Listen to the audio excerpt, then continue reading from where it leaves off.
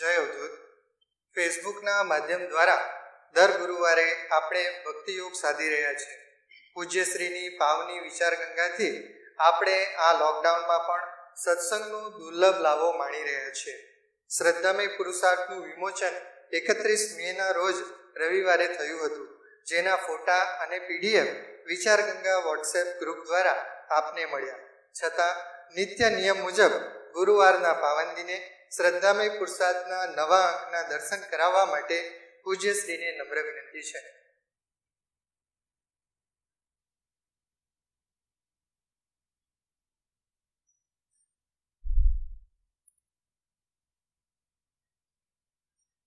આભાર. હાલ લોકડાઉનને કારણે પ્રેસ બંધ હોવાથી આપણા સૌનું જાણીતું અને માણીતું સાહિત્ય પીડીએફ સ્વરૂપે વોટ્સએપ દ્વારા વિતરણ થઈ રહ્યું છે. છતાં કોઈ કારણોસર આપને આ પીડીએફ ન મળી હોય તો આપના વોલેન્ટિયર મિત્રનો સંપર્ક અવશ્ય સાધવો. બીજી એક ખાસ જાહેરાત, 31મી જૂનનો અંક ગુરુ પૂર્ણિમા વિશેષાંક છે, તો તે માટે આપ સદગુરુ વંદનાની એડ આપી શકો છો. પીડીએફમાં બીજા પાના પર હેલ્પલાઇન નંબર આપ્યો છે, તેના પર અથવા આપના વોલેન્ટિયર મિત્રનો સંપર્ક સાધીને આપ આપની એડ નોંધાવી શકો છો. એડને લગતી તમામ માહિતી આપ વોલેન્ટિયર મિત્ર પાસેથી મેળવી શકશો, તો વહેલી તકે આપની એડ અવશ્ય નોંધાવી દેશો. આશ્રમની ચાલતી વિવિધ પ્રવૃત્તિઓમાં નાથ ભક્તો સ્વેચ્છાએ નિષ્ઠાપૂર્વક યોગદાન આપી રહ્યા છે. અનાજ, શાકભાજી અને ઘાસચારાનું યોગદાન આપનાર સૌનો મા વિમલા જનસેવા ટ્રસ્ટ અને મા વિમલા અખૂટ અન્ન ક્ષેત્ર આભાર વ્યક્ત કરે છે. પ્રવચનના અંતે દાતાશ્રીઓના નામ વાંચીને પૂજ્યશ્રી આશીર્વાદ પણ આપશે. અનલોક 1 ચાલી રહ્યું છે અને 8 જૂને ધાર્મિક સંસ્થાઓ માટેની ગાઈડલાઈન સરકાર શ્રી જાહેર કરશે. આ ગાઈડલાઈન પ્રમાણે જ આશ્રમની પ્રવૃત્તિઓ રહેશે, જેની વિગતવાર જાહેરાત પૂજ્યશ્રી ગુરુવારના પ્રવચનમાં કરશે. માટે પૂજ્યશ્રી જ્યાં સુધી આદેશ ન કરે ત્યાં સુધી આપણે ઘરે જ રહેવાનું છે. નિત્ય નિયમ મુજબ ભક્તિ કરતા રહેવું. બિનજરૂરી ઘરની બહાર નીકળવું નહીં. બહાર નીકળતી વખતે માસ્કનો ઉપયોગ કરવો. સોશિયલ ડિસ્ટન્સિંગ પણ જાળવવું. જરૂર જણાય તો ડૉક્ટરની સલાહ સૂચન પણ લેવા. સાથે સાથે પૂજા, પાઠ, સ્તુતિ, મંત્ર જાપ અને ગ્રંથોનું વાંચન કરીને ભક્તિને પુષ્ટ કરતું રહેવું. ઘરે રહેવું, સુરક્ષિત રહેવું અને ફેસબુકના માધ્યમે સત્સંગનો લાભો અવશ્ય લેતા રહેવું. હવે પૂજ્યશ્રીને નમ્ર વિનંતી છે, આજના પાવન દિને પોતાની વિચાર ગંગા પ્રવાહિત કરે. જય હો.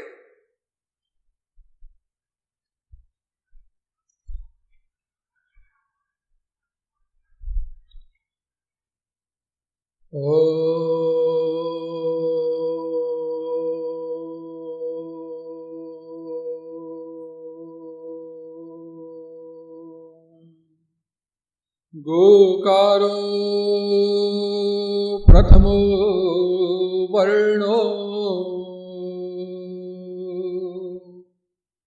मायादि गुणभासकम्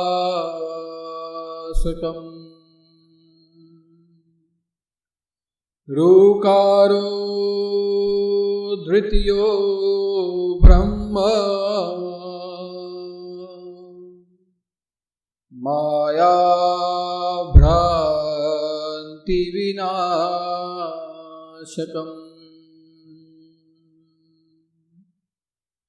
यत् सत्येन जगत् सर्वम् यत् प्रकाशेन भाति ततः यदानन्देन नन्दन्ति तस्मै श्री गुरवे नमः. तस्मै श्री गुरवे नमः. तस्मै श्री गुरवे नमः. अवधूत चिंतन श्री गुरुदेव दत्त सद्गुरुदेव की जय.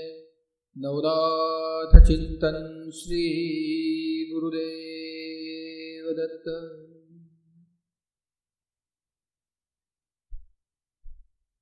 यही हम सबके हृदय में परम कृपाणु परमात्मा के स्वरूप में विराजमान ऐसे सदगुरु के चरणों में मेरे साष्टांग प्रणाम एवं हर गुरुवार को फेसबुक के माध्यम से जो भी नाथ भक्त और धर्मप्रेमी भाई बहन नित्य गुरुवार की विचार गंगा अपने घर बैठे ही श्रवण कर रहे हैं, दर्शन कर रहे हैं, उन सभी भक्तों को मेरा जय उदूत, जय जय मच्छिंद्र समर्थ और आदेश।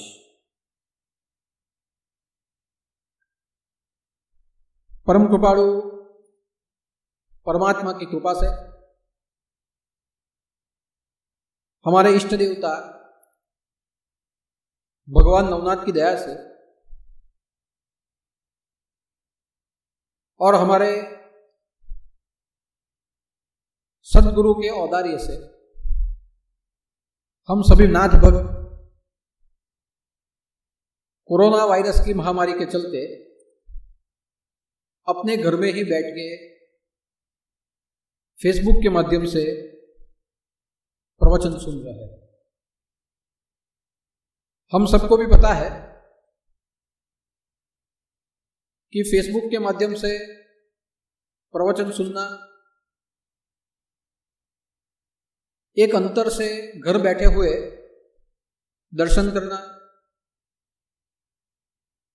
और स्वयं यहां न आते हुए परोक्ष भाव से नित्य स्तुति और प्रार्थना करते रहना, यह हम सब के लिए बहुत ही मुश्किल है। फिर भी विकट परिस्थितियों के चलते हुए हम सब घर बैठे ही एक अंतर से ही हमारे नित्य गुरुवार आराधना के रूप में, मानसिक अनुष्ठान के रूप में वहां बैठे ही हम भक्ति भाव कर रहे हैं। और एक डिस्टेंस से भक्ति भाव करते करते एक दो नहीं लेकिन 11 गुरुवार आज होने को आए हैं। ऐसा जीवन में पहली बार हुआ है कि हम प्रत्यक्ष नहीं परोक्ष रूप से किसी कारणवश इतने गुरुवार तक गुरुदेव के सानिध्य से, गुरु दरबार से दूर रहे। लेकिन फिर भी सदगुरु का औदार्य है कि वो अपनी ज्ञान गंगा, अपना कृपा प्रसाद आप सबके बीच में इलेक्ट्रॉनिक माध्यम से, उनकी कृपा से वो पहुंचा रहे हैं। अभी अभी 4 लॉकडाउन खत्म हुए और केंद्र सरकार ने ऐसी सूचनाएं दी है कि अब अनलॉक 1 की शुरुआत हुई और 8 तारीख से अनलॉक 1 की शुरुआत 30 जून तक होगी। तो इसका अर्थ ये हो रहा है कि हम सब के लिए एक अच्छे संकेत है कि 4 लॉकडाउन होने के बाद भी अभी धीरे धीरे पूर्ववत व्यवहार सबके फिर से शुरू हो जाएंगे। लेकिन उसकी शुरुआत भी किसी न किसी रूप से धीरे धीरे होने वाली है। लेकिन फिर भी देर से मगर दुरुस्त समय चलते चलते भी हम वापस पूर्ववत व्यवहार के ऊपर आ जाएंगे। लेकिन जब तक हमें योग्य मार्गदर्शन न मिले, योग्य गाइडेंस न मिले, तब तक वहां बैठे ही हम सबको भक्ति करनी होगी। 8 तारीख पे जो भी सूचनाएं दी जाएगी धार्मिक संस्थाओं को, वो सूचनाएं क्या होगी और हमें कैसे करना है, उसके बारे में जो भी निर्देश है वो मैं अगले गुरुवार को आपको फेसबुक के ऊपर कहूंगा, और उस हिसाब से हमें उसके आगे के गुरुवार से यहां आने के लिए या दूर ही बैठना है, उसका आचरण 2 गुरुवार के बाद हमें करना है। लेकिन जब तक मैं स्वयं अपने मुख से आपको कुछ न कहूं, तब तक आप अपनी धैर्यता बनाए रखें, अपने घर में बैठे ही श्रद्धापूर्वक भक्ति भाव और पूजन करते रहे। हम सब ने अपनी श्रद्धा की पूंजी सद्गुरु के शरणों में जमा करके रखी हुई है, और इसीलिए आप सब भी देख रहे हैं, आप सब भी महसूस कर रहे हैं कि ऐसी महामारी के समय में हमारे जितने भी नाथ भक्त हैं उन्हें आज तक कुछ हुआ नहीं, ना किसी को बुखार हुआ, ना किसी को कुछ हुआ। सब स्वस्थ रूप से, सुरक्षित रूप से अपने अपने घर में बैठ के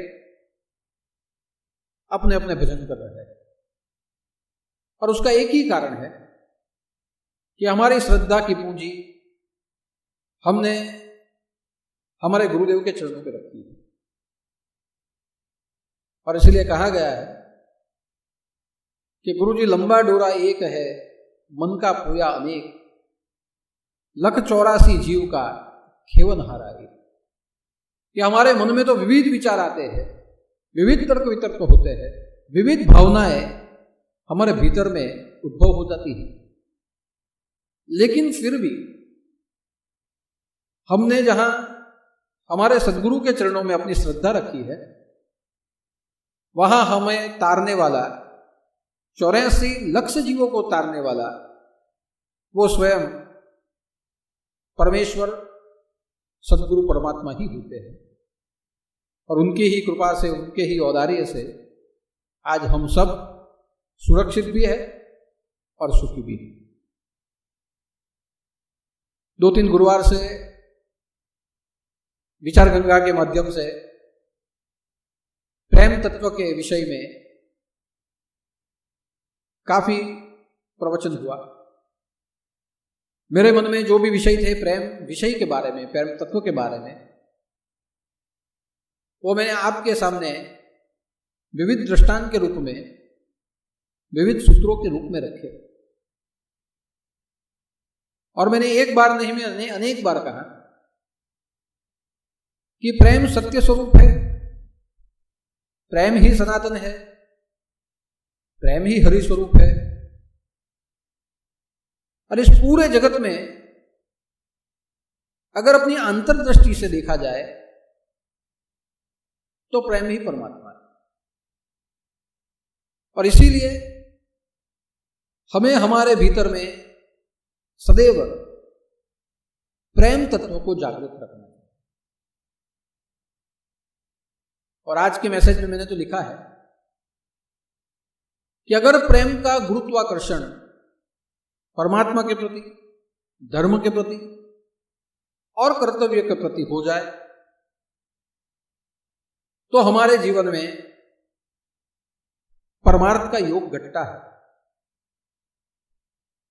और जो व्यक्ति परमार्थ कर लेता है वो ही सच्चा सूरवीर है, वो ही सच्चा भक्त है। यानी प्रेम हमें परमार्थ तक पहुंचा देता है। परमार्थ के पथ के ऊपर प्रेम हमें ला खड़ा रखता है, और वही परमार्थ का पथ हमें परमात्मा से मिला देता है। आज तक तो भी ऐसे नहीं हुआ है कि सिर्फ भक्ति करने से माला जपने से, प्रभु का नाम बैठे हुए लेते रहने से परमात्मा को पा लिया। आज तक कोई भी व्यक्ति सिर्फ ज्ञान प्राप्त कर लेने से या शास्त्रों और वेदों का श्रवण और मनन कर लेने से परमात्मा को पा गया, या कोई भी व्यक्ति केवल कर्म कर्म और कर्म करते हुए परमात्मा को पा जाए। केवल कर्म, केवल ज्ञान और केवल भक्ति कभी भी परमात्मा की प्राप्ति हमें नहीं करवा सकते। भले आप भक्ति करो, भले आप कर्म करो, भले आप ज्ञान रूप से वर्तन करो, लेकिन इन सभी में भी प्रेम का दीपक प्रज्वलित होना चाहिए। बिना प्रेम सहित हमारे सभी मार्ग अधूरे हैं। यानी कहा जाए तो प्रेम ही पूर्ण है, और जहां प्रेम मिल जाए वहां वो पथ परमार्थ का हो जाता है। और परमार्थ के पथ के ऊपर चलते चलते चलते चलते चलते चलते हम परमात्मा की प्राप्ति कर लेते हैं। हमारा सनातन धर्म हमें प्रेम पूर्वक जीना सिखाता है, हमें प्रेम पूर्वक रहना सिखाता है, हमें प्रेम पूर्वक बोलना सिखाता है, हमें प्रेम पूर्वक ही देखना सिखाता है, और हमें प्रेम पूर्वक वर्तन करना सिखाता है। क्योंकि जहां प्रेम न हो वो मनुष्य नहीं होता। मनुष्य की व्याख्या प्रेम से पूर्ण होती है। इसीलिए जहां हमें जन्म मिला है, मनुष्य योनि प्राप्त हुई है, वहां मनुष्य जन्म की सार्थकता या हमें मनुष्य जो कहा गया है उसकी सार्थकता बिना प्रेम से कभी हो ही नहीं सकती। इसलिए आप देखिए कि मनुष्य के अनेक विभाग किए गए हैं। भले हमें मनुष्य जन्म मिला,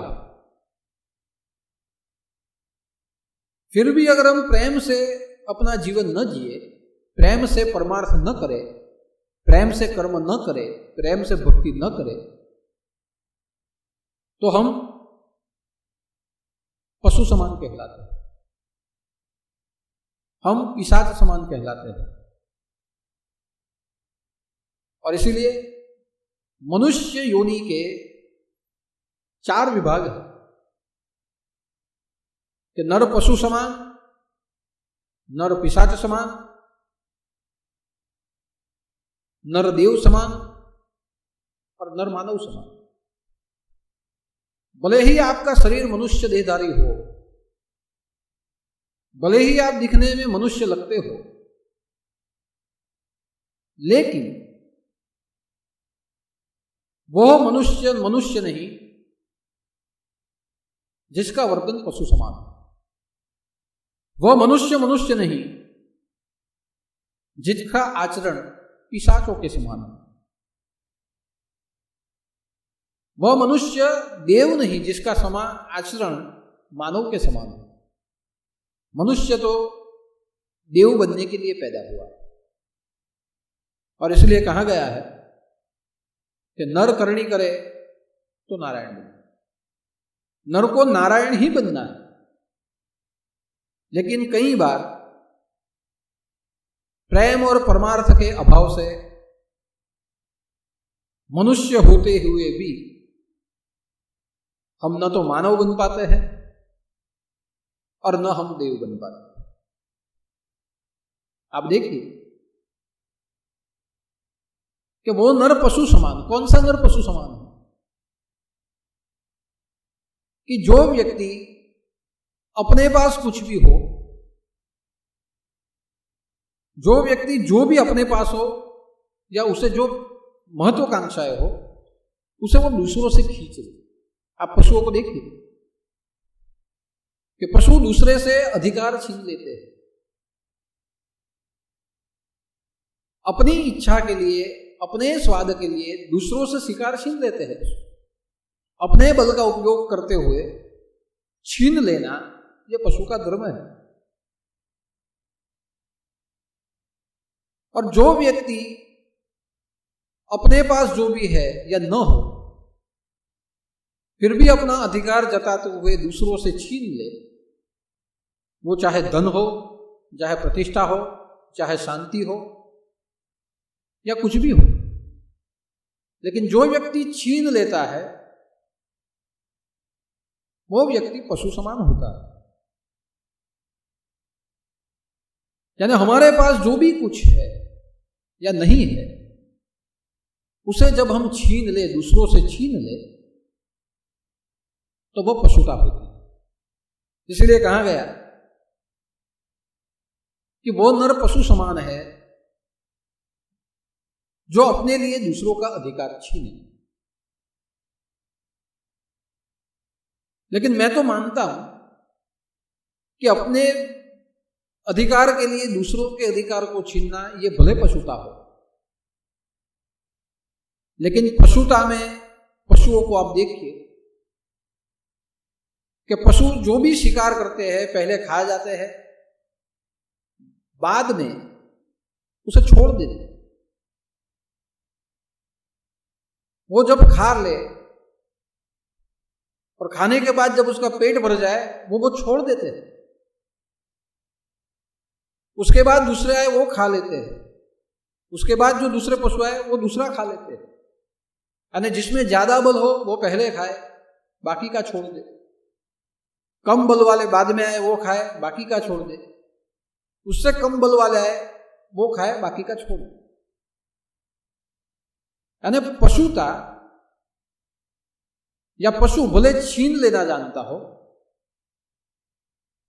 लेकिन भोगने के बाद दूसरों के लिए वो छोड़ना भी जानता है। लेकिन जो पिशाच होते हैं, वो पिशाच पहले खुद खा लेते हैं और खाने के बाद वो कभी किसी को कुछ नहीं देते। इसलिए आप देखिए कि पिशाच किसे कहा जाए कि उसको जो चाहे वो ले ले, वो खा के तृप्त हो जाए, फिर भी दूसरे कभी उस चीज को न खा पाए, न ले पाए, उसमें ही वो आसक्त रहे। और जो व्यक्ति वो लेने के लिए जाए उसे वो परेशान करे, लेकिन उसके हक का कोई न ले ले या उसके बिना वो अधिकार कोई पा न ले, उसके लिए जिसकी क्रियाएं जीवन भर चालू रहती है वो पिशाच समान होता है। आज मैं ये इसलिए आपको बता रहा हूं कि प्रेम और परमार्थ देने में होते हैं, लेन देन में नहीं। प्रेम और परमार्थ देने में होते हैं। परमात्मा ने आपको जो कुछ दिया उसे आप दूसरों के लिए दीजिए। दूसरों के जीवन के लिए आप अपना जीवन दे दीजिए, उसे कहा गया है परमार्थ। और मैंने स्पष्ट लिखा है कि जो व्यक्ति परमार्थ कर ले वो शूरवीर है। यानी आज के जीवन में केवल भक्ति, केवल कर्म और केवल ज्ञान नहीं, परमार्थ भी होना चाहिए। कि आप भक्ति करें तो स्व के लिए नहीं, सर्व के लिए हो। आप अपनी पूजा करें तो सिर्फ अपने लिए प्रार्थना क्यों करते हो? अपने संबंधियों के लिए ही क्यों करते हो? समष्टि के लिए किया जाए। अभी आप घर बैठे हो, घर बैठे बैठे कोई माला, कोई जप, कोई अनुष्ठान करता है, वो अपने साथ साथ सबके लिए हो तो उसे परमार्थ कहा गया। आपके पास जो भी धन है वो आपके भोग के लिए हो, लेकिन उसका उपयोग जो जरूरतमंद है उसके लिए भी हो, उसे परमार्थ कहा गया। आपके पास में ज्ञान है तो उस ज्ञान का सदुपयोग दूसरों के भलों के लिए भी हो, उसे परमार्थ कहा गया है। आपके पास में सामर्थ्य है और सामर्थ्य और शक्ति का उपयोग दूसरों के लिए भी हो, उसे परमार्थ कहा गया है। यानी परमार्थ का एक अर्थ यह होता है कि परम उद्देश्य से जीना। हमारा जीवन हम किसी उच्च उद्देश्य के साथ जिए, वो होता है परमार्थ। किसी योग्य प्रयोजन से हम जिए, उसे कहा जाता है परमार्थ। और जब मनुष्य श्रेष्ठ प्रयोजन के साथ जिए, श्रेष्ठ आयोजन के साथ जिए, श्रेष्ठ उद्देश्यों में अपना जीवन बिता दे, तो वह मनुष्य देव समान होता है। लेकिन आज मनुष्य के पास प्रयोजन है, आयोजन भी है, उद्देश्य भी है, लेकिन वो परमार्थ के लिए नहीं, सिर्फ स्व यानी अपने अर्थ के लिए, अपने स्वार्थ के लिए, अपने संबंध के लिए। और इसीलिए मनुष्य को परमार्थ और स्वार्थ दोनों उसके जीवन में है, लेकिन उसके प्रयोजन परमार्थ के ही होने चाहिए, तो ही वो मनुष्य है। जहां परमार्थ शब्द आ जाता है वहां पुरुषार्थ भी आता है। परमार्थ और पुरुष ये एक साथ होते हैं। लेकिन हम सब कहते हैं कि मैं मनुष्य हूं, मैं मानव हूं। लेकिन जरा सोचिए कि अगर आपकी वृत्ति पशुओं के जैसे छीनने की है, तो आप मनुष्य नहीं, आप नर पशु हो। अगर आपकी वृत्ति पिशाचों के जैसी है कि उसका उपयोग कोई न करे और न करे उसमें ही आपको आनंद हो, तो वो वृत्ति नर पिशाच के जैसी है।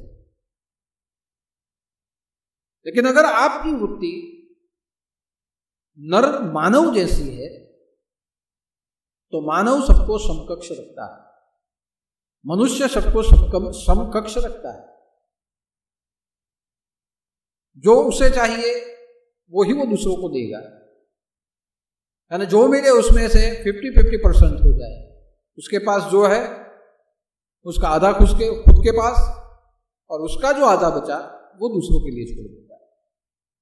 यानी जहां मनुष्य की मेंटालिटी हो, मानव की, वहां समान भाव हो जाता है। वहां प्रत्येक वस्तु में समानता दिखाई देती है। वहां प्रत्येक तत्व में समभाव दिखाई देता है।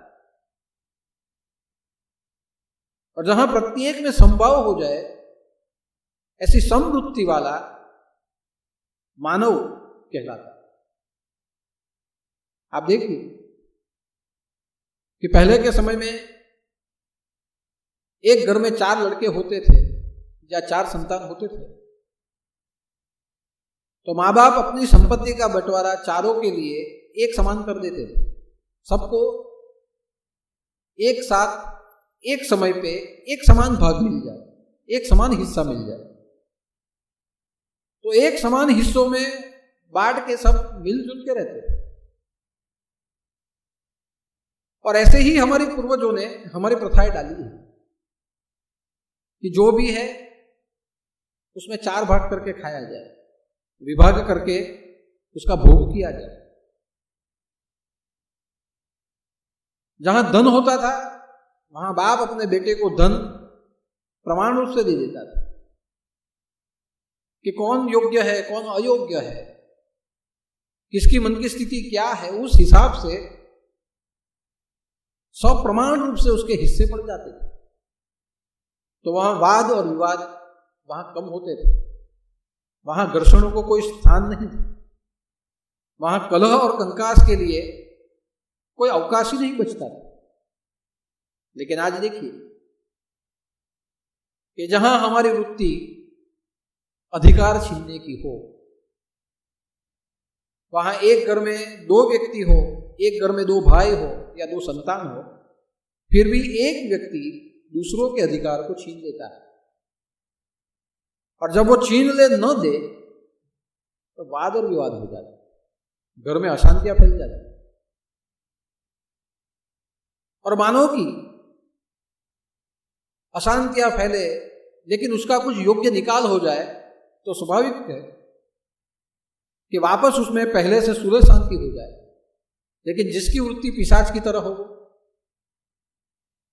वो खुद ले ले, उसके पास भी न बचे और वो दूसरों को भी न लेने दे। यानी पिशाच वृत्ति वाले लोग आज इस दुनिया में बहुत लोग हैं जो खुद तो ले नहीं सकते, लेकिन दूसरों को अगर कुछ फायदा होता है तो फायदा भी दूसरों को न मिले उसमें ही उसको आनंद होता है। यानी कई लोग पशुओं की तरह होते हैं जो छीनना जाने, लेकिन छीनने के बाद दूसरों को बाद में वो दे भी देते। कई लोग पिशाच की तरह होते हैं जो खुद नहीं सुखी रहते न दूसरों को रहने देते। कुछ लोग मानव की तरह होते हैं जो अपने पास जो भी है उसे सप्रमाण रूप से एक दूसरों के बीच में बांट देते हैं। और इसीलिए देखिए, ये हमारे भारत में कई जगह पे मोहल्ले है, कई जगह पे सेरिया है, वो समान रूप से बांटी गई है कि सब एक साथ सप्रमाण रूप से समान जगह में सब रहे। जहां गांव होते हैं वहां सब सप्रमाण रूप से होता है। गांव का कुआं सब लोग उपयोग करते हैं। गांव का जो अंतिम हिस्सा होता है जिसे पादर कहते हैं उसे हर लोग उपयोग करते हैं। गांव में विचार और विनिमय होते हैं। पहले के समय में जहां एक दूसरे की वस्तुएं एक दूसरे को दी जाती थी कि मैं आपको मेरी ये वस्तुएं दे देता हूं, मेरा ये अनाज दे देता हूं, उसके बदले में मुझे जो चाहे वो आप दे दीजिए। वहां पैसों का विनिमय नहीं होता था, वहां वस्तुओं का विनिमय हो जाता। वहां प्रेम भाव जुड़े रहते थे। कई कई घरों में आज भी वो प्रथाएं है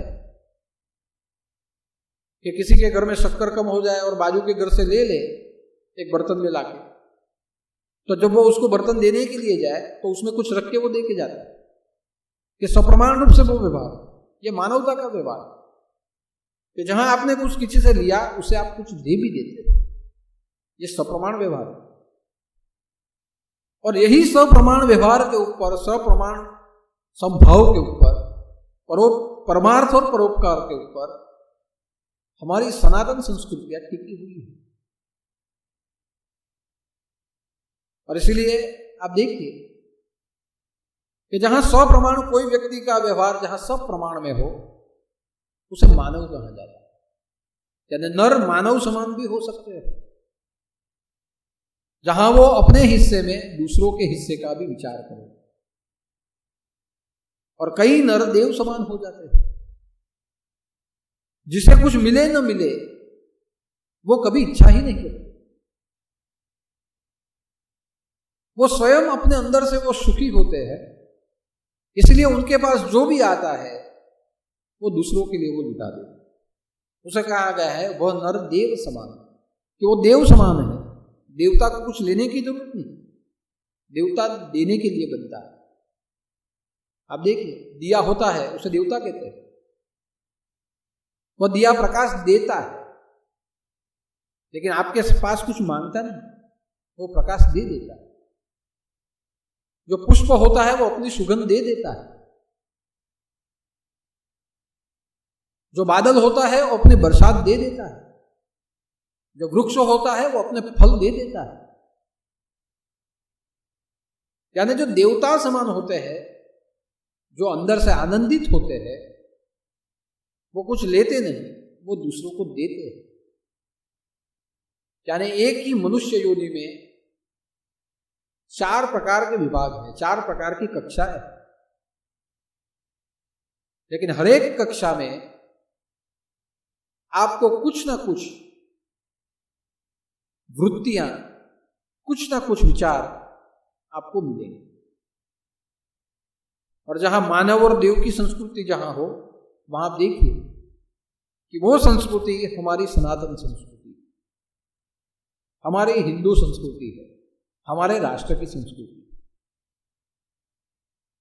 जहां स्वप्रमाण देना और जहां कुछ न लेना, सिर्फ देना ही देना, जिस संस्कृति में आया हो, उसके लक्षणों में आया हो, वो होती है हमारी सनातन संस्कृति। और इसलिए आप देखिए कि हमारी सनातन संस्कृति तो हमें सिखाती है कि परमात्मा एक है, वदंती बहुधा, कि लोग उसे भले अनेक अनेक नामों से बोले, लेकिन परमात्मा एक है। यानी अनेक में भी एक का दर्शन करने वाली जो संस्कृति है वो हमारी है, जिसे संभाव की संस्कृति कहा गया है, जो एक करना जानती है, दूसरों के लिए जीना जानती है। आप देखिए कि भगवान ने हमें आंखें दो दी है, आंखें दो है, लेकिन हम दर्शन तो एक ही करते हैं। दृष्टि दो है, दो आंखें है, लेकिन जहां वस्तु हम देखते हैं वो एक ही देखते हैं।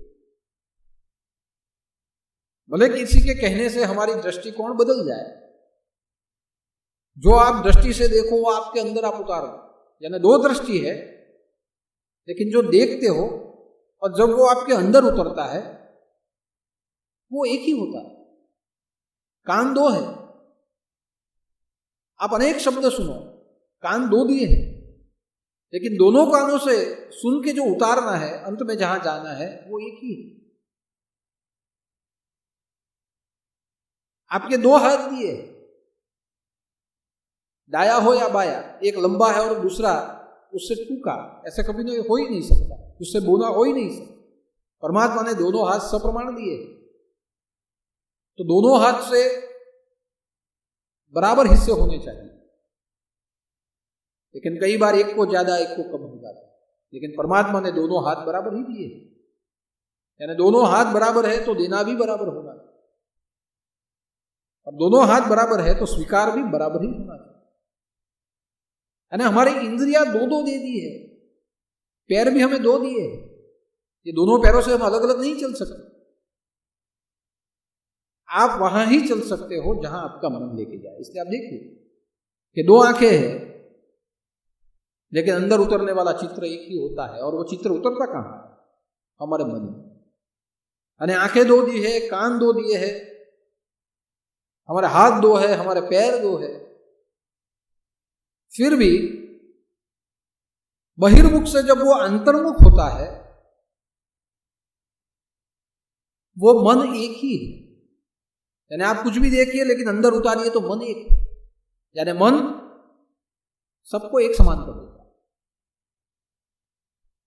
आप सुनिए कुछ भी, लेकिन जब उतारना हो तो आपके लिए, ग्रहण करने के लिए मन एक ही है। आप कुछ भी ले लीजिए, स्वीकारना हो तो स्वीकार करने के लिए मन एक ही है। पैर दो है, जाना कहीं भी हो, लेकिन पैर दोनों वहां ही जा सकते हैं जहां आपके मन का लक्ष्य एक ही है। और इसीलिए मनुष्य इंद्रियों से नहीं बनता, मनुष्य मन से बनता, क्योंकि मन एक है, मन निराकार है,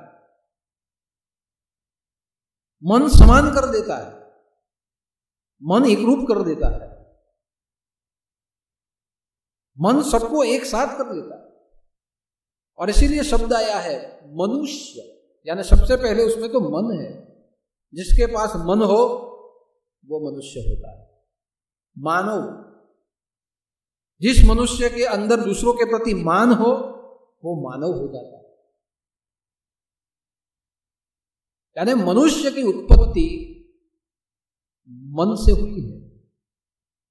मनुष्य शब्द की सार्थकता मन के उत्थान से है। मानव धर्म का उत्कर्ष हमारे पवित्र मन से ही है। और इसलिए कहा गया है कि जिस मन में मानव भाव जगे वो सबको समान बन सकता है। अपने पास जो भी है वो समान रूप से ले सकता है। जिस व्यक्ति में, जिसके मन में देव भाव जगे, वो सब लुटा देता है। लुटाने के बाद उसे कुछ चीजों की जरूरत नहीं पड़ती। जो लुटाता है वो देव होता है, जो समान रूप से बांट देता है वो मानव होता है, जो दूसरों को दुखी करना जाने वो पिशाच होता है, और जो दूसरों के अधिकार को छीन ले वो पशु हो जाता है। इसलिए परमार्थ वृत्ति हमें मानव और देव बनाती है। परमार्थ का पथ मनुष्य को मानव और मनुष्य को देव बना देता है। लेकिन यही परमार्थ के पथ में एक स्वार्थ का पथ भी है, जो मनुष्य को नर और पिशाच बना देता है। परमार्थ की तो व्याख्या है कि परम उद्देश्य से जीना वो परमार्थ है, परम प्रयोजन से जीना वो परमार्थ है, निश्चित आयोजन से जीना वो परमार्थ है। दूसरों के जीवन के लिए अपना जीवन उसे देना वो परमार्थ है। परम आनंद में जीना वो परमार्थ है। नीति और धर्म से जीना वो परमार्थ है। अपने कौशल्य का उपयोग दूसरों के लिए कर देना वो परमार्थ है। यानी जहां परमार्थ होता है वहां परमार्थ का क्षेत्र बहुत ज्यादा विकसित होता है। परमार्थ करने के लिए उसे कोई आयोजन की जरूरत नहीं पड़ती, उसका जीवन ही एक परमार्थ का एक आयोजन है। और परमार्थ ही जो होता है वो अपने भीतर से अपनी संपदा कब किसी को दे दे, उसी आयोजन में वो प्रवृत्त होता है। इसलिए आप देखिए कि पहले के समय में जो राजा महाराजा थे, वो राजा महाराजा निश्चित दिन के ऊपर कुछ ना कुछ दान धर्म करते थे। राजा का दरबार था, राज दरबार में हर रोज सभाएं भरी जाती थी। बाकी के दिनों में राज्य की चर्चा होती थी, जहां मंत्री बैठते थे। उसमें से एक दिन होता था लोक दरबार, जहां लोगों के प्रश्न का निराकरण किया जाता था। वहां न्यायाधीशों को भी बिठाया जाता था, नीतिज्ञ को बिठाया जाता था। वहां भले बाकी के मंत्री न रहे, लेकिन वहां राजनीतिज्ञ को भी बिठाया जाता था, धर्मशास्त्री को बिठाया जाता था। और धर्म के हिसाब से जो योग्य हो, नीति के हिसाब से जो योग्य हो, उस हिसाब से लोक दरबार में लोगों के प्रश्नों के निवारण हो जाते थे। और राजा के दरबार में एक दिन ऐसा भी होता था, जो दरबार को परमार्थ दरबार कहा जाता था, जहां राजा दान दे देता था। जो कोई याचक आए उसे गौदान होता था, उसे भूमिदान दिया जाता था, उसे अन्नदान दिया जाता था, उसे वस्त्रदान दिया जाता था। अभी आप सोचिए कि राजा को दान देने की जरूरत क्या है, राजा को परमार्थ करने की जरूरत क्या है, राजा को लोगों के प्रश्नों के निराकरण की जरूरत क्या है। फिर भी राजा तभी पुण्यशाली बनता था जब वो परमार्थ करे। यानी अपने राज्य की जो नीतियां थी वो स्वार्थ थी। अपने राज्य को बढ़ाने के लिए जो कुछ किया जाए वो स्वार्थ, प्रजा से टैक्स लिया जाए वो स्वार्थ, विविध रूप से कर लिए जाए वो स्वार्थ। लेकिन यानी जहां राज्य को पोषित करना हो वहां राजा स्वार्थ का उपयोग करता है। लेकिन जहां खुद का उद्धार करना हो, खुद पुण्य कमाना हो, वहां राजा लोक दरबार करता था कि धर्म के हिसाब से परमार्थ किया जाए, नीति के हिसाब से न्याय दिया जाए, अपने धन का सदुपयोग किया जाए।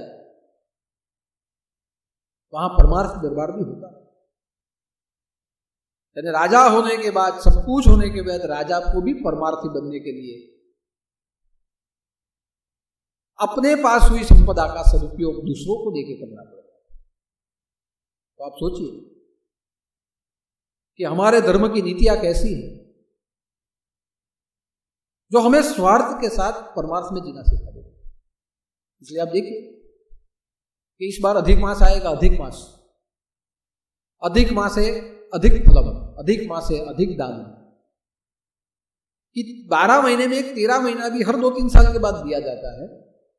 वहां उस महीने में स्वार्थ और परमार्थ दोनों का महत्व है कि आप अपने स्वार्थ के लिए, अपनी उन्नति के लिए आप पूजा करो, लेकिन पूजा तभी आपकी सफल हो सकती है जब आप किसी को कुछ दान दे दो, जब आप किसी के लिए कुछ परमार्थ करो, जब आप अपने हिसाब से किसी के लिए कुछ सहायता करो। इसके लिए अधिक मास आता है कि जिसमें दान, पुण्य और तप का महत्व हो जाता है, स्वार्थ और परमार्थ। सावन महीना आता है, उसमें भी दान, पुण्य और तप का महत्व है। दिवाली जैसे त्योहार आते हैं, उसमें भी दान धर्म का महत्व है, परमार्थ का महत्व है।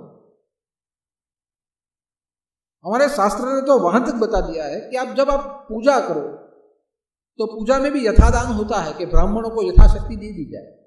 क्यों? क्योंकि आपने जो पा लिया उसके सामने कुछ, स्वार्थ के सामने कुछ तो परमार्थ चाहिए, इसलिए यथादान, कि भले 1.25 रुपया भी दे दो, लेकिन आपने जो पाया है उसके सामने उसे कुछ देने के बाद जो आपने पाया है वो परिपूर्ण हो जाएगा। तो आप देखिए कि परमार्थ के लिए हमारे शास्त्रों ने विविध उत्सव बना दिए, विविध व्रत बना दिए, विविध पूजाएं बना दी। हमारा जीवन परमार्थ में कर दिया, और हमारा पूरा परमार्थ में जीवन, सुबह उठ के शाम को, रात को जब आप सो जाओ, तब तक हमारे जीवन में स्वार्थ और साथ में परमार्थ होते ही होते हैं। हमारे एक भी मिनट बिना स्वार्थ और परमार्थ के नहीं। जहां स्वार्थ हुआ वहां सहज रूप से उसके पीछे परमार्थ हो जाता है। यानी सिक्के की दोनों बाजुएं हैं, स्वार्थ और, लेकिन परमार्थ मार्ग के बाजू में से ही एक मार्ग गुजर जाता है, और वो मार्ग होता है स्वार्थ। आप परमार्थ न करो, केवल और केवल स्वार्थ से जियो, तो वो मानव नर समान, वो मानव पिशाच के समान। यानी मनुष्य को पशु और पिशाच बना देना, ये हमारी स्वार्थ मुक्ति है, हमारा स्वार्थ का पथ है। स्वार्थ के पथ के ऊपर आप चलेंगे तो अंत में कलह होंगे, अंत में कंकास, अंत में अशांतियां प्राप्त हो जाए, और जो आपका घर बना है वो घर मकान बन जाए जहां दुख प्राप्त हो। इसलिए परमार्थ जरूरी है। एक बार आप स्वार्थ छोड़ दीजिए, लेकिन परमार्थ जरूरी है। लेकिन मैंने देखा है कि आज पूरी दुनिया अपना जीवन स्वार्थमय जीती है। आप पूरा देख लीजिए कि हम पूरा जीवन स्वार्थ यानी स्व के अर्थ के लिए जीना, परमार्थ यानी पर के अर्थ के लिए जीना, स्वार्थ यानी स्व के अर्थ के लिए, अपनी महत्वाकांक्षाओं के साथ जीना, अपनी इच्छा पूरी करने के लिए जीना, प्रयास करना, अपने संबंधियों के लिए सुविधा करने के लिए जीना, उसका अर्थ होता है स्वार्थ। और स्वार्थ हमेशा द्वेष से भरा होता है, स्वार्थ अहंकार से भरा होता है। जो आप कर्म करो उसमें अगर अहंकार हो तो वो स्वार्थ है। और इसलिए कहा गया कि स्वार्थ दूसरों की जगह भी छीन लेता है। जब आपके अंदर अभिमान आए और अभी आप कुछ करो तो वो स्वार्थ है,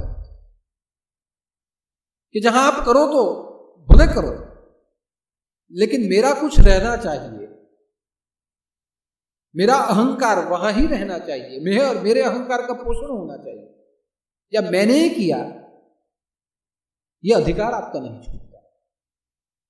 यानी जहां आप कुछ भी करो लेकिन आपका अधिकार जहां बना हुआ रहे, वो अहंकार। एक राजा जनक राजा के पास आया और राजा ने जनक राजा से कहा कि मुझे आपसे मिलना है। जनक विदेही निर्लेप थे, परमार्थी थे, कि मुझे आपसे मिलना है, मुझे ज्ञान प्राप्त करना है। मैं एक दूसरे राज्य का राजा,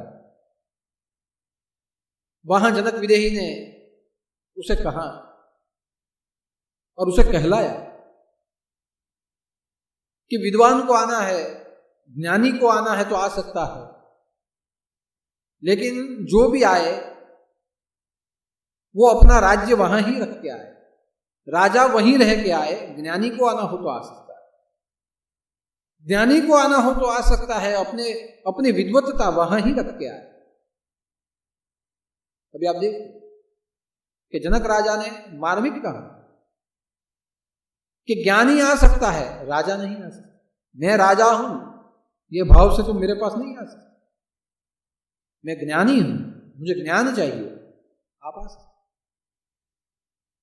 यानी अहंकार, हमारा स्वार्थ, और उस स्वार्थ में जहां अहंकार आ जाए वहां आप भले ही कुछ करो मगर किया हुआ छूटता नहीं। इसलिए कई जगहों पर दान दिया जाता है, वहां कहा जाता है कि मेरा नाम लिख ले, ये जो पंखे का मैंने दान दिया है उस पंखे के ऊपर मेरा नाम लिखना। अभी आपने दे तो दिया, लेकिन नाम लिखने का अर्थ, मैं परमार्थ कर रहा हूं लेकिन मेरा स्वार्थ है कि मेरा अहंकार वहां घूमते रहना चाहिए कि उस पंखे के नीचे कोई भी बैठे और देखे तो हाँ इसने लगाया है पंखा, तो मेरा अहंकार घूमते रहना चाहिए, भले हवा घूमे लेकिन मेरा अहंकार घूमते रहना। ये स्वार्थ के परमार्थ, लेकिन स्वार्थमय परमार्थ, जिसे परमार्थ नहीं कहा जा सकता, जिसे स्वार्थ ही कहा जाता। कोई स्वार्थ द्वेष से भरा हुआ होता है, स्पर्धात्मक, कि मुझसे आगे ये न निकल जाए इसलिए मैं कुछ करता हूं, तो वो द्वेषात्मक। स्वार्थ द्वेष से भरा हो सकता है, स्वार्थ में द्वेष होता ही होता है। स्वार्थ यानी स्व के अर्थ के लिए, मुझसे कोई आगे न निकल जाए उसके लिए कुछ आयोजन कर लेना, वो द्वेष है, वो स्वार्थ है। मेरा अहंकार लुप्त न हो जाए, वो बना का बना रहा है, उसके लिए कुछ भी कर लेना, वो परमार्थ नहीं है, वो स्वार्थ है। मेरे सुख के लिए मैं कुछ कर लेता हूं, वो स्वार्थी है। यानी जहां स्वार्थ भाव आए वहां विकारों का आना संभव है, वहां दोषों का आना संभव है। और जहां दोष आ जाए वहां स्वाभाविक है कि वह व्यक्ति नर और पिशाच के समान हो जाता है। इसलिए स्वार्थ का कार्य क्षेत्र बहुत सीमित है, अपने तक ही सीमित है। स्वार्थ तीन रूप से हो जाता है। एक मन से, माइक स्वार्थ, एक वाचिक स्वार्थ, एक मन से किया गया, एक वाचा से किया गया, और एक कायिक स्वार्थ, अपनी काया से किया गया। मन से स्वार्थ करने का अर्थ है दूसरों के लिए मन में गलत भाव रखना, दूसरों का भला न चाहना, वो स्वार्थ, कि मेरा भला हो जाए दूसरों का ना हो तो चलेगा, पहले अपना भला देखना, ऐसी मन में जहां भावना है वो मानसिक स्वार्थ है। आप कहीं जाओ और ट्रेन के अंदर जाते हैं आप, और ट्रेन के अंदर अपनी जगह लेके बैठ जाते हैं, और कोई आए और कहे कि मुझे बैठने दो, आप नहीं बैठने देते, क्यों? मेरी जगह है। कोई बूढ़ा आ जाए तो भी आप नहीं बैठने देते, थोड़ा आप बाजू पे हटिए, उसे थोड़ी जगह दे दीजिए, वो बूढ़ा है, नहीं बैठने। कोई एकदम छोटा सा बच्चा है, उसे भी हम नहीं बैठने। कोई अशक्त महिला है या गर्भवती महिला है, उसे भी नहीं बैठने देते। नहीं, मैं ही खुद बैठा हूं, मैंने मेरी जगह ली है। और अगर बैठने भी दो तो थोड़ी सी जगह करेंगे, बाद में उसे थोड़ी सी जगह में बिठा देंगे, और हम कहेंगे देखो मैंने तुम्हें बिठाया तो है। अभी आप देखिए कि मन खुद के शरीर को संभाल लेना, यानी मैं संभल जाऊं, बाकी का कोई संभले या नहीं संभले, ऐसा जहां भाव आए वो मानसिक स्वार्थ है। जहां खुद को संभालो और दूसरों को छोड़ दो, ये मानसिक स्वार्थ है। कई बार वाचिक स्वार्थ होता है कि अपना चलाने के लिए हम जहां बोलते हैं कि मेरा ही चलना चाहिए, और अपना चलाने के लिए जब हम वाचा का दुष्प्रयोग कर लेते हैं, विभत्स वाणी का जहां प्रयोग कर लेते हैं कि मैं जो बोलूं वही होना चाहिए, उसे कहा गया है वाचिक स्वार्थ। कि दूसरों ने कहा हुआ न रहे, मेरा बोला ही रहना चाहिए। जहां हम आग्रहपूर्वक बोल देते हैं, जहां हम जोर से बोल देते हैं, जहां हमारी वाणी में खटास हो जाती है, कर्कश हम बोल लेते हैं, दूसरों से अधिक आवाज में जहां हम बोल लेते हैं, उसे कहा गया है वाचिक स्वार्थ। मेरा बोला हुआ रहे, बाकी का दूसरों का न रहे, वो वाणी का स्वार्थ। और तीसरा होता है शारीरिक स्वार्थ, कि जहां अपने शरीर के संबंध में जो चाहे वो ले लिया जाए, उसे कहा जाता है शारीरिक स्वार्थ। कि मन की भावना भी उसमें जुड़ जाए, अपनी वाणी भी जुड़ जाए, लेकिन मेरे शरीर के साथ जो सब कुछ जुड़ा है, जो संबंध जुड़े हैं, मेरी भावनाएं जहां जहां जुड़ी है, वो वही की वही रहे, या उसमें वो बढ़ती जाए, दूसरों की कम होती जाए, ऐसी भावना जहां आ जाए, उसे दैहिक स्वार्थ कहते हैं। इसलिए आप देखिए कि कौरव और पांडवों में ये दोनों पक्ष थे। जो कौरव थे वो 100 थे, पांडव थे वो 5 थे। अभी जो 100 कौरव थे उसने पूरा भारतवर्ष उन्होंने अपने कब्जे में लिया हुआ। फिर भी आप देखिए कि पांडवों को थोड़ी सी भूमि देने के लिए भी उनका मन नहीं हुआ। उन्होंने वही सोचा कि हम 100, हमारा क्या, जो थोड़ा बहुत भी दिए रहे हैं वो भी युद्ध के द्वारा वापस हम देंगे। तो आप सोच कि अपना समुदाय बढ़ाने के लिए जहां हम आग्रही हो जाए, जहां अपने संबंधियों को फायदा देने के लिए दूसरों की व्यवस्था को हम कम कर दें, वो होता है शारीरिक स्वार्थ। आज आप देखते हैं कि रोज पेपर में आता है चीन कि अपनी जो सीमाएं बनी है उसमें भी वो अंदर आने की सोचता है। ये क्या है? ये शारीरिक स्वार्थ। कि जो सीमाएं नक्की की गई है, वैश्विक रूप से जो सीमाकरण किया गया है, उसमें भी उसे अपनी सीमा बढ़ानी है, अपनी प्रजा के लिए, अपने सामर्थ्य के लिए, अपनी प्रतिष्ठा के लिए अपनी सीमा बढ़ानी है। और इसलिए दूसरों की सीमा में घुस जाना, बार बार घुसना, इसे कहा जाता है एक शारीरिक स्वार्थ। दूसरों के व्यापार में अपने व्यापार को बढ़ा देना और दूसरों के व्यापार को तोड़ देना, वहां के अर्थतंत्रों को समाप्त कर देना, ऐसी जो नीति है वो है मानसिक स्वार्थ। और हरेक राष्ट्र, पूरे विश्व के हरेक अधिकार में अपने अधिकार से बोलना, वो है वाचिक स्वार्थ। आज चीन की यही नीतियां कि उससे आगे कोई न जाए। तो ये क्या है? ये स्वार्थ की नीति है कि जहां भारत को कुछ पद मिलने जा रहा है, वहां चीन उसमें समर्थन नहीं दे रहा। कई सारी बाबतों में जहां भारत आगे जाना चाहता है और भारत को मान्यता दूसरे राष्ट्रों से मिल रही है, वहां चीन का सहयोग नहीं है। जहां चीन मना कर रहा है, इसे क्या कहते हैं? इसे वाचिक स्वार्थ, सीमा बढ़ा देना, शारीरिक स्वार्थ, दूसरे देशों के अर्थतंत्र को समाप्त कर देना, उसे कहा गया है मानसिक स्वार्थ। आप सोचिए कि वैश्विक रूप से भी ऐसे स्वार्थ अनेक राष्ट्रों के बीच में चलते हैं, वैसे ही स्वार्थ हमारे परिवार में भी चलते, वैसे ही स्वार्थ हमारे मन में भी चलते। इसलिए स्वार्थ का क्षेत्र बहुत सीमित है, परमार्थ का क्षेत्र बहुत ज्यादा विकसित है।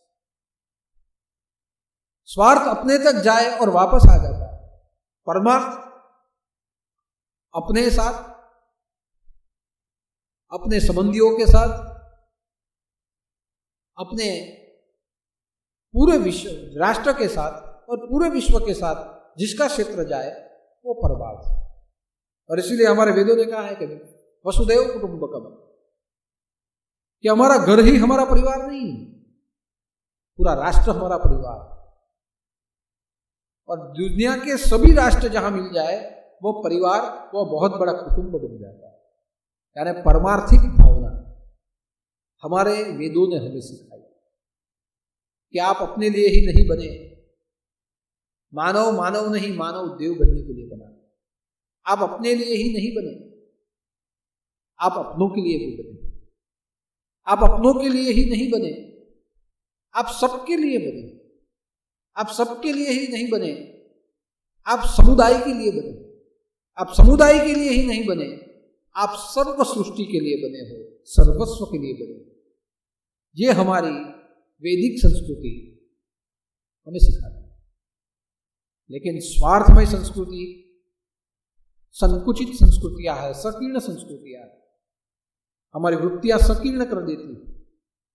हम धीरे धीरे धीरे धीरे हम अपने तक आके वहां सीमित हो जाते हैं। और इसीलिए कहा गया कि जो स्वार्थी होता है वो पशु और पिशाच के समान है। मैं तो पशु से भी ज्यादा उसे पिशाच समझ मानूंगा। और ऐसे ही एक पिशाच, नर पिशाच का उदाहरण कल ही मैंने पढ़ा गूगल के ऊपर। जब मैं न्यूज देख रहा था मोबाइल के अंदर, तब मैंने देखा कि नर पिशाच समान किसे कहा जाए। आज मनुष्य पशु से भी पिशाच समान हो रहा, पशु से भी अधिक। उसका एक उदाहरण कल ही मैंने रात को पढ़ा कि केरल में एक हथनी थी। हथनी,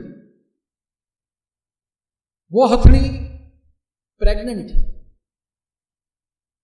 और पूरे गांव में जंगल से बाहर आ गई, खाने की तलाश में पूरे गांव में घूम रही थी।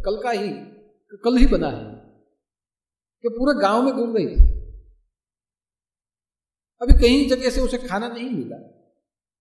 वो हर एक घर के पास से जाके गुजर रही थी, उसे खाना मिल जाए। कई लोगों ने उसे एक अनानास खिला दिया और उस हथनी के मुंह में जब अनानास डाला गया, उसके अंदर एक फटाका रख दिया गया। वो फटाका जलाया, उसके मुंह में डाल दिया। जैसे वो अनानास समझ के खाने लगे, फटाका फूटा, वो बम फूट गया, उसका पूरा मुंह जल गया। पूरा मुंह जल गया। वो जले हुए मुंह लेके पूरे गांव में भटक रहे। अबे मुंह तो जल गया, क्या वो खा पाएगी? पूरा उसका मुंह जला हुआ है, वो घूम रही है, ना कुछ खा सकती है, वो भूखी है। उसके मुंह के ऊपर मक्खियां बैठने लगी, इसलिए वो एक तालाब के अंदर उतर गई। वो तालाब में ही बैठी रही अपना मुंह छुपा कर। 1 दिन हुआ, 2 दिन हुए, 4-5 दिन हो गए। तालाब में पानी बढ़ते जा रहा, बारिश के कारण या कुछ भी कारण। लोगों ने देखा कि ये हथनी इसके अंदर बैठी हुई है, उसे बाहर निकाला जाए। फॉरेस्ट वालों ने बहुत प्रयत्न किए, वो बाहर नहीं निकली। 2 हाथी लाए, 2 हाथियों के द्वारा भी हथनी को बाहर निकालने का प्रयत्न किया गया, लेकिन हथनी बाहर नहीं निकली। ये आना ही नहीं चाहती थी बाहर। बाहर आने के लिए उसका मन ही नहीं था, वो और अंदर जाती गई, अंदर ही बैठी रही। सब लोग सोचते थे इसको हम बाहर निकालना चाहते हैं, बाहर क्यों नहीं आ रहा? वो अंदर ही अंदर बैठी रही। जो 2 हाथी लाए गए थे, वो हाथी भी उसको देख रहे थे, हाथी रो रहे, वो बाहर नहीं निकल आ रहे, वो निकलना ही नहीं चाहते थे। धीरे धीरे धीरे नदी में पानी बढ़ता गया और एक समय ऐसे आया कि वो हथनी पानी के अंदर डूब गई। जैसी वो डूबी, वो मर गई। उसको निकाल दिया गया, उसका पोस्टमार्टम किया गया, तब पता चला कि उसके पेट में एक बच्चा भी था। अभी आप सोचिए कि नर पिशाच समान कि कोई पशु अपने पेट में बच्चा लेके घूम रहा है, नर के पास, मानवों के पास घूम रहा है। ये मानव मानवता बताएंगे। हर घर में वो घूम रही है, उसे खाना भी दिया गया, उसमें फटाका फोड़ दिया गया, मुंह में फटाका फूटा। अभी आप देखिए, खाना तो दिया गया, लेकिन इसे कहते हैं पिशाच वृत्ति, कि खाना दिया गया मगर खाने के लिए नहीं, उसका मूल जल जाए उसका आनंद उठाने के लिए, इसे कहते हैं पिशाच वृत्ति। आप सोचिए कि नर जब पिशाच बन जाए तब आप सोचिए कि सृष्टि का क्या होगा। पशुओं को भी नहीं छोड़ा, पशु को भी मार दिया, और उस पशु के सेंस को देखिए कि अब वो डरने लगी कि मेरे साथ ऐसा दुष्व्यवहार हुआ है, शायद मैं निकलूंगी तो और मेरे साथ व्यवहार करेंगे। एक पशु में भी अविश्वास फैल गया मानवों के प्रति। जहां ऐसा होता है इसकी निंदा होनी चाहिए, ऐसे लोगों को सजा मिलनी चाहिए। बाकी सब वस्तुओं में हम ज्यादा ध्यान डालते हैं, ऐसे जो किस्से बनते हैं उसे भी ज्यादा उठाने चाहिए और उनको न्याय मिलना चाहिए कि आप मानव हो, देव बनो, मानव बनो। लेकिन मानव ऐसे समय में पिशाच बन जाए और दूसरों के दुख में उसको जब जहां सुख मिल जाए, ये स्वार्थ भाव है। और इसलिए मैं कहता हूं कि ऐसे मानव पिशाच समझ। आप देखिए बलि चढ़ती है तो पशुओं को काट दिया जाता है, पशुओं को काटा जाता है, उसे मारा जाता है, भगवान के नाम पर उसे चढ़ा दिया जाता है, उसे खाया जाता है। आप सोचिए हम कैसे हिंसा कर सकते हैं, हम कैसे नॉनवेज खा सकते हैं। ये नॉनवेज खाना ये भी पिशाच वृत्ति है। अपने जीवन के लिए दूसरों के जीवन को मार डालना और मारने के बाद उसका आनंद उठाना और खाना, यह हमारी संस्कृति नहीं है। फिर भी आज इसका प्रमाण बना है बलि प्रथा, स्वार्थ प्रथा, कि अपने खाने के लिए पशुओं को मारना और स्वार्थ के लिए मारना, खाने के लिए मारना, उसका जीवन छीन लेना। तो इसे कहा गया है स्वार्थ वृत्ति, और स्वार्थ वृत्ति हमें नरक तक ले जाती है। लेकिन जहां परमार्थ वृत्ति हो, जहां परमार्थ हो, वहां दूसरों के लिए बहुत कुछ सोचा जा सकता है। और परमार्थ भी मानसिक हो सकता है कि आप बैठे बैठे दूसरों के लिए अच्छे की भावना सोचो कि सबका भला हो। तन में मनः शिव संकल्प मस्तु, ये वेदों में बार बार आया हुआ वाक्य है। आप जब पूजा करो और पूजा में संकल्प लो तो ब्राह्मण अंत में बोलता है कि तन में मनः शिव संकल्प मस्तु, कि हे मन तू दूसरों के भले की कामना कर। तो आप बैठे बैठे दूसरों के लिए भले की कामना करो, दूसरों के लिए प्रार्थना करो, ये मानसिक परमार्थ है। सदा दूसरों के लिए आप अच्छा बोलो, निंदा क्यों करना। दूसरों के लिए अच्छी बात बोलते रहो। शुभम वदतु, कि शुभ बोलो, हम नहीं बोलते कि शुभ शुभ बोला करो। सुबह में अच्छा अच्छा बोला करो, शाम को अच्छा अच्छा बोला करो, सोते समय कुछ अच्छा बोलो। यानी सुबह में उठते समय स्तुति की जाती है कि जब आप उठो तो स्तुति करो, जब शाम हो तो स्तुति करो, दिया करो, जब रात में सो तो भगवान का स्मरण करते हुए सो। वदनम मधुरम, क्या मधुर बोलो। किसी के लिए अच्छा बोलना यह भी एक परमार्थ है। किसी को आश्वासन देना यह भी एक परमार्थ है। किसी की हिम्मत बढ़ाने के लिए बहुत कुछ अच्छा बोलना यह भी एक परमार्थ है। और ऐसा परमार्थ भगवद गीता में भगवान कृष्ण ने किया कि जहां अर्जुन बैठ गया, जहां अर्जुन अशक्त हो गया, जहां अर्जुन शौक में गरकाव हो गया, शौक गर्क हुआ, जहां वहां भगवान ने उसको हिम्मत देने के लिए, उसे प्रोत्साहन देने के लिए भगवान ने बार बार अर्जुन को उठाया। 700 बार अर्जुन को भगवान ने वहां उठाया कि हे पार्थ उठो, तुम क्षत्रिय हो, युद्ध करो, तुम्हारा कार्य युद्ध करना। युद्ध करना ही परमार्थ है। धर्म के लिए लड़ना और अधर्म को मारना यही परमार्थ है। हे पार्थ उठो, हे मेरे मित्र तुम उठो। कितनी बार भगवान ने उसको उठाने के लिए कई वाक्य बोले कि तुम जो कर रहे हो जो योग्य है, तुम उठो। तुम जो करोगे धर्म के लिए उसे मोक्ष मिलेगा, तुम उठो, लेकिन कुछ करो, परमार्थ करो। तो भगवान ने भी वहां वाचिक परमार्थ किया। कोई व्यक्ति आपके सामने हिम्मत हारे तो उसे उठाना चाहिए, लेकिन हम गलत करते हैं। दूसरों को गिराने के लिए हम बोलते हैं, अपमान करने के लिए हम बोलते हैं, ये स्वार्थ। अपना मान बढ़े और दूसरों का अपमान हो जाए, ये स्वार्थ। अपना मान बढ़े न बढ़े, दूसरों के लिए आप अच्छा ही बोलो,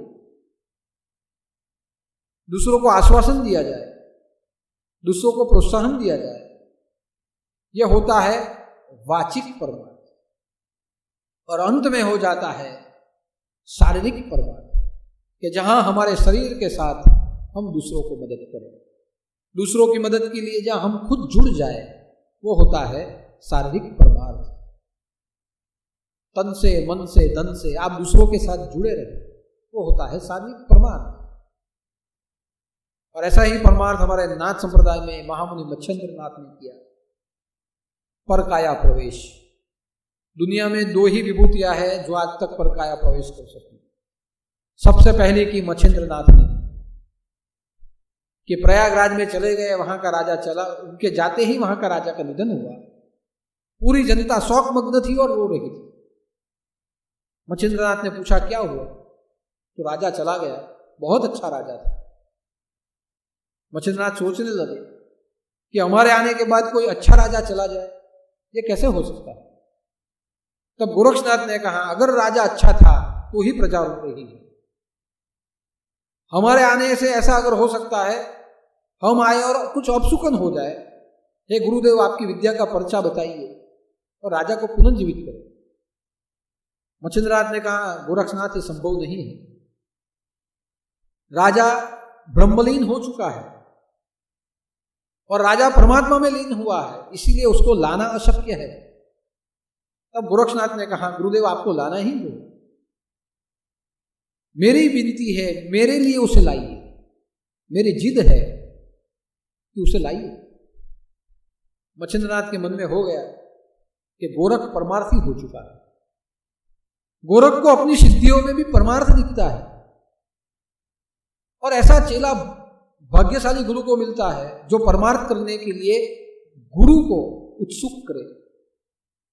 मच्छिंद्रनाथ को मन में हुआ कि मैंने योग्य चेले को मैंने पसंद किया, योग्य शिष्य को मैंने पसंद किया, जो मुझे परमार्थ करने के लिए प्रोत्साहित कर रहा है। मच्छिंद्रनाथ ने अपनी सिद्धियों का प्रयोग करते हुए परकाया प्रवेश कर लिया। गोरक्षनाथ वहां बैठे रहे, गुरु के शरीर को संभालते रहे, और मच्छिंद्रनाथ त्रिविक्रम राजा के देह में परकाया प्रवेश कर गए। कई सालों तक मच्छिंद्रनाथ ने वहां के राज्यों को संभाला, राज्य की नीतियों को संभाला, राज्य को सुरक्षित कर दिया। उस राजा को कोई संतान नहीं था, उसे योग्य वारिस दे दिया, और वापस समय आने पर उस देह को छोड़ के मूल देह में वो वापस आ गया। अब देखिए कि मच्छिंद्रनाथ ने परकाया प्रवेश भी परमार्थ के लिए किया है, कि अगर मेरे परकाया प्रवेश करने से कोई राजा जीवंत हो जाता है, प्रजा को सुख प्राप्त होता है, एक राज्य को योग्य वारिस मिल जाता है, तो मेरी सिद्धि का उपयोग बहुजन हिताय और बहुजन सुखाय के लिए मैं करूंगा। ये हमारी एक नाथ परंपरा है, जहां बहुजन हिताय और बहुजन सुखाय, नाथ गुरु अपने शरीर को भी छोड़ देते और उचित समय पे आने पे वापस वो वहां आ जाते हैं। आप देखिए कि जहां शारीरिक रूप से परमार्थ किया जाए, ऐसा परमार्थ हमारे नाथ संप्रदाय में संभव है। महामुनि मच्छिंद्रनाथ ने भी किया, और मैंने तो देखा है हमारे गुरुदेव ने भी अपनी सिद्धि का प्रयोग परमार्थ रूप में किया है, और उसके दृष्टांत आपको जीवन जर्मन में मिलेंगे अगर आपने पढ़ा हो तो।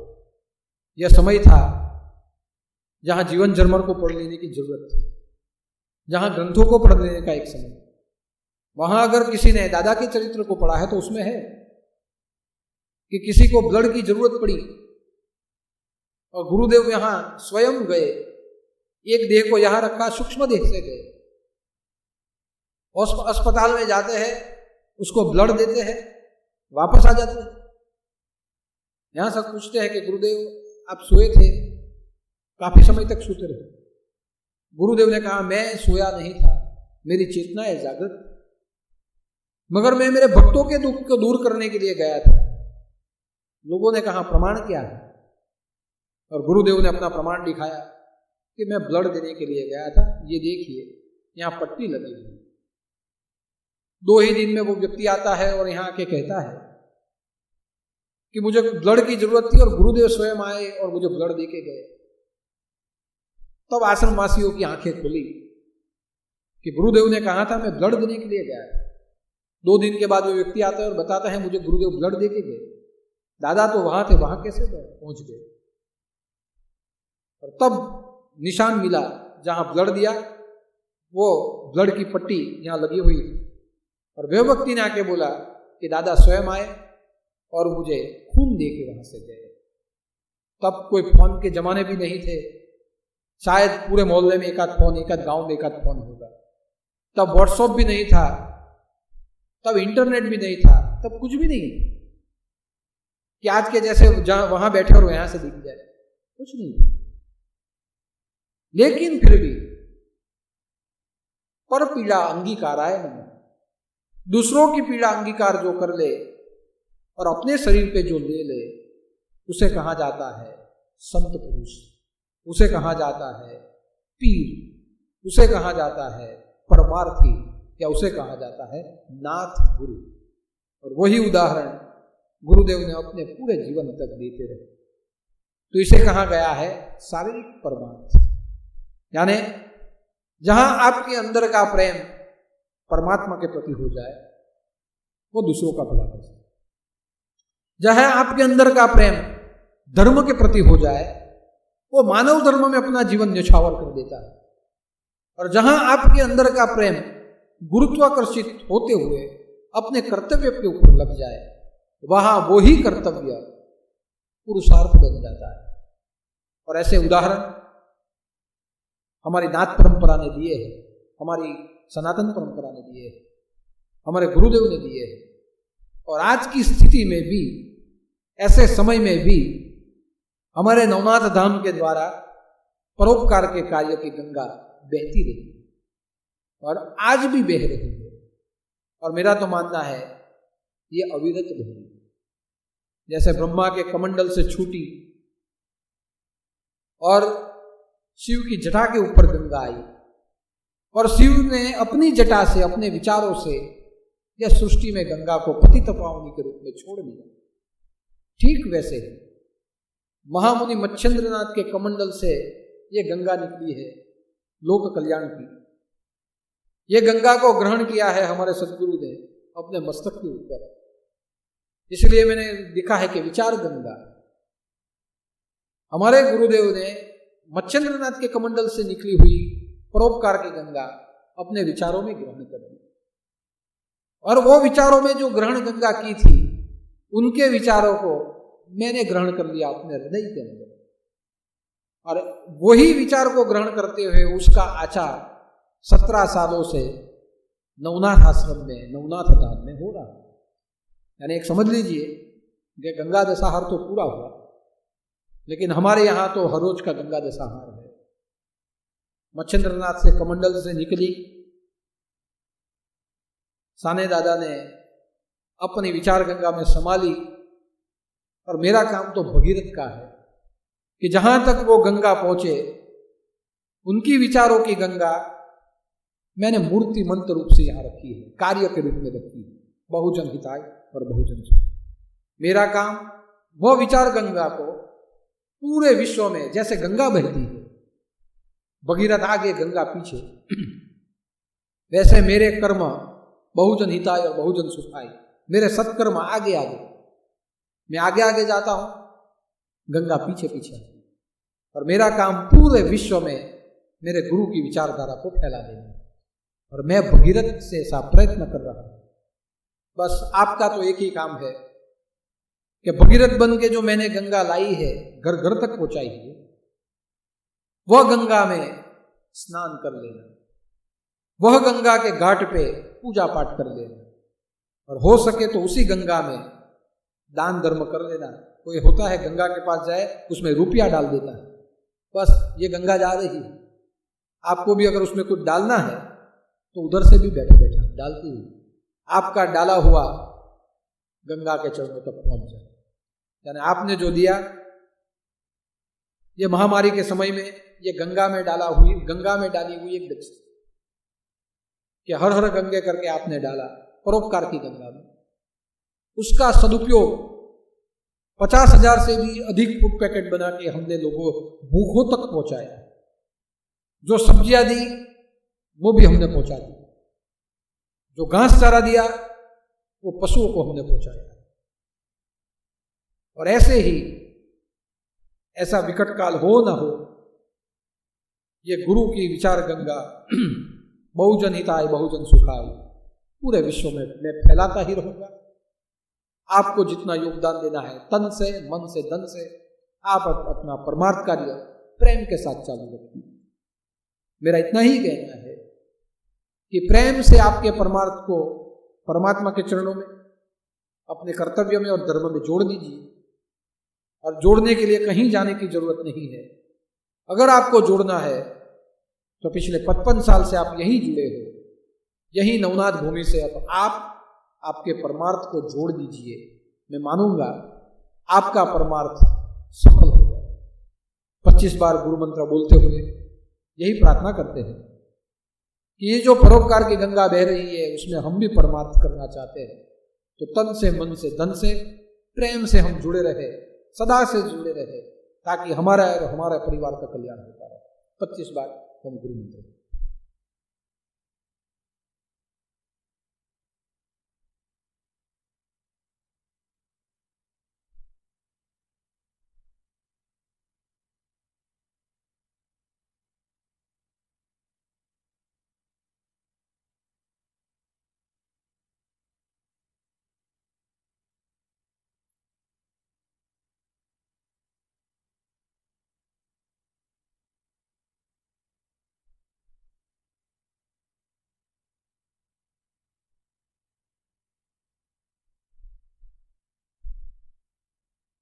गोरक्ष झालंधर चरपटाश्च अड़वंग कानीफ मच्छिंदराज्य चौरंगी रेवाणक भर्तुहरि सज्ञा भूम्याम्ब भुवन नवनाथ सिद्ध। जय जय मच्छेंद्र समर्थ, जय जय मच्छेंद्र समर्थ, जय जय मच्छेंद्र समर्थ। साननाथ महाराज की।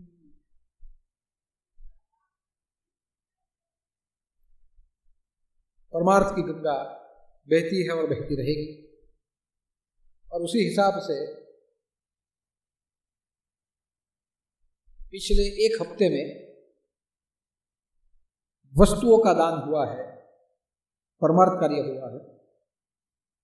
उमरा सत्संग मंडल महुआ से गौचारे के लिए घास आया। जयसिंहपुरा सत्संग मंडल से भी घास की व्यवस्था गौशाला के लिए की गई। 1 मन परवर नटूभाई उमरा से, 1 मन बैंगन शांतुभाई वेड़सी के द्वारा आश्रम में लाए गए। 10 किलो ज्वार खंडूभाई चौधरी उमरा से, 3 किलो मूंग कठोर खंडूभाई चौधरी उमरा से, 40 किलो मग शांतुभाई के द्वारा नवनाथ आश्रम में भंडारे में सीधे अन्न के रूप में दिए गए। 230 किलो राजापुरी कैरी उमरा बुटवाड़ा अलगढ़ सत्संग मंडल से अचार बनाने के लिए आश्रम में लाई गई। 17 किलो गुड़ रसिक भाई उमरा की ओर से, 4 किलो गुड़ दक्षाबेन की ओर से और 60 किलो लाल मिर्ची वेड़सी शांतुभाई की ओर से आश्रम के अंदर भंडारे में योगदान दिया गया।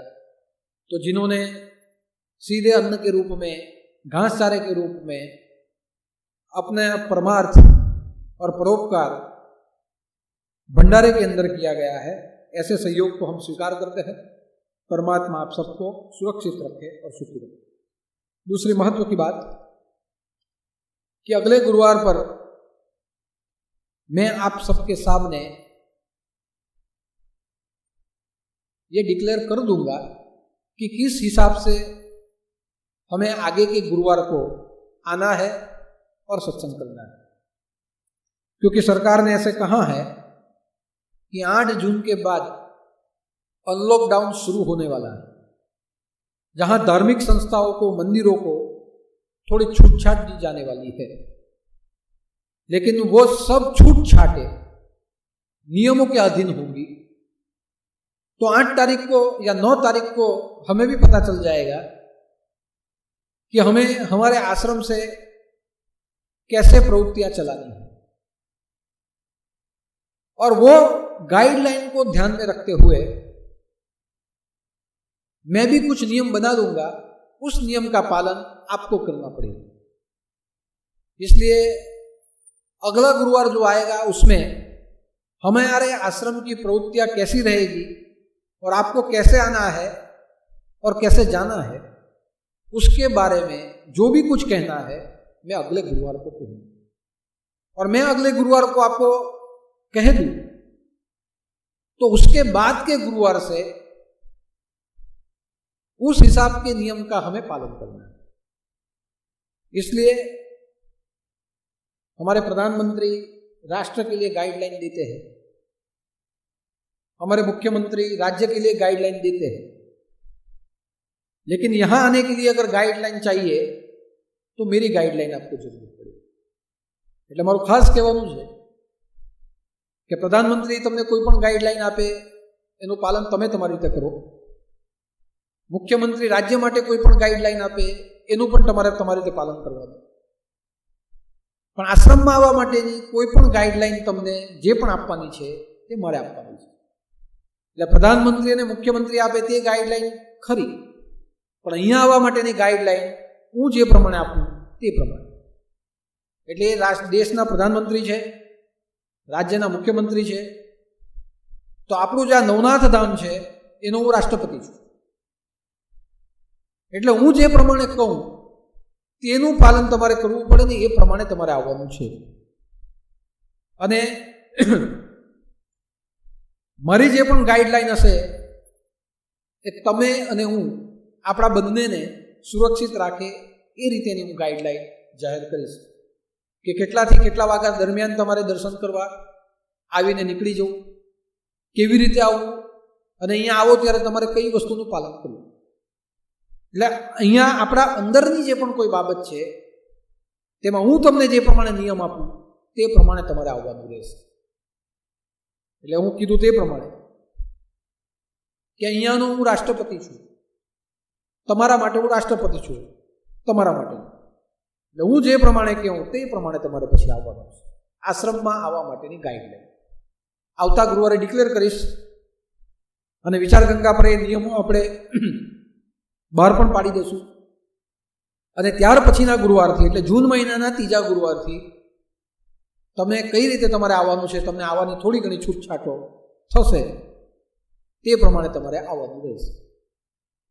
પણ જો કોઈ નિયમમાં બદલાવ થાય અને ફરી પાછું કંઈ અનિશ્ચિતતા થાય તો પછી આ અનલોક એ પાછું લોકડાઉન પણ થઈ જાય છે।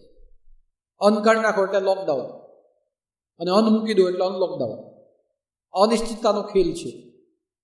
પણ મારું દરેકને એવું કહેવું કે ઘરે બેઠા બેઠા પ્રાર્થના કરો ભગવાનને કે અમારું તો ભલું કરજો, પણ બધાનું ભલું કરો। પણ બધાનું જો તમે ભલું કરો તો અમારું પણ સાથે ભલું થઈ જાય છે। એટલે આજે અનલોકડાઉન થયું છે તે હવે અનલોક જ થતું રહે અને ખુલતું રહે, કેસો વધે નહીં, અને ધીમે ધીમે આ મહામારીમાંથી બધા આપણે છૂટી જઈએ એવી પ્રાર્થના જો તમે કરશો તો મને ખાતરી છે કે કદાચ ગુરુ પૂર્ણિમાએ આપણને વાંધો ન આવે। માટે પરમાર્થ કરજો, ઘરે બેસીને મનથી કરો બધાને માટે પ્રાર્થના, વાણીથી પણ બધાને માટે પ્રાર્થના કરો, અને શરીરથી પણ તન મન ધનથી जोड़ाता रहो। एटली प्रार्थना आज के लिए इतना ही। प्रेम से परमार्थ करते रहिए और सबका भला करते रहिए। आप सबको मेरी ओर से परमात्मा से मैं प्रार्थना करता हूँ सब सुरक्षित रहे, और जो भी वहाँ बैठे हैं सुन रहे हैं उन सबको मेरा जय अवधूत, जय जय मच्छिंद्र समर्थ और आदेश।